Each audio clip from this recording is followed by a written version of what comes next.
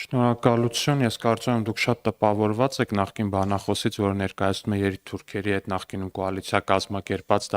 կազմած դաշնակցություն, կուսակցությունը, ու ես կարծում եմ նախկին երիտթուրքերի նախկին կոալիցիոն գործընկերներից այդքան տենց տպավորվել պետք չէ առհասարակ,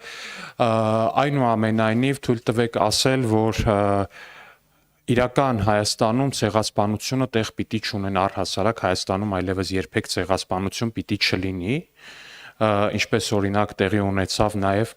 23 թվականին Լեռնային Ղարաբաղում, որ մեր գործընկերները պնդում են, այսինքն էլի դաշնակցությունը եկավ իշխանության ու էլի հերթական անգամ տեղի ունեցավ մեծ հաշվով էթնիկ զտում հայերի նկատմամբ ու նմանատիպ բաներ իրական Հայաստանում այլևս երբեք պիտի չլինեն։ Իսկ ինչ վերաբերվում է ցեղասպանության հիշատակին, ցեղասպանության հիշատակը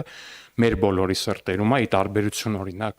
Սերժ Սարգսյանի կառավարման, որը Ջո Բայդենից նախագահ խնդրել է փոխնախագահ այդ ժամանակվա, խնդրել էր շատ չթեժացնել ցեղասպանության ճանաչման հարցը եւ նա փոխնախագահ Ջո Բայդենը դրա մասին պատմել էր հայ համայնքին, ի տարբերություն օրինակ Ռոբերտ Քոչարյանի, որը Wikileaks-ի գաղտնազերծված փաստաթղթերում էլի ԱՄՆ նախագահներին տեղեկացրել էր, որ ինքը պատրաստ է, եթե Թուրքիայի հետ սահմանը բացվի, նախագահ Քոչարյանը պատրաստ է գնալ ԱՄՆ սենատում սենատորներին խնդրել, որպեսզի նրանք չճանաչեն հայոց ցեղասպանությունը,